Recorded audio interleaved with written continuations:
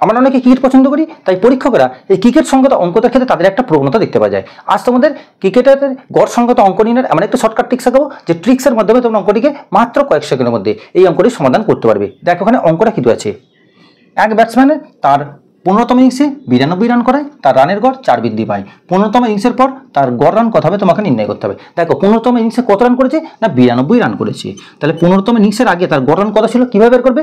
দেখো 15তম ইনিংসের পর কত বৃদ্ধি পাচ্ছে না 4 বৃদ্ধি পাচ্ছে, তাই 15-র সঙ্গে তোমরা 4 গুণ করে নেবে।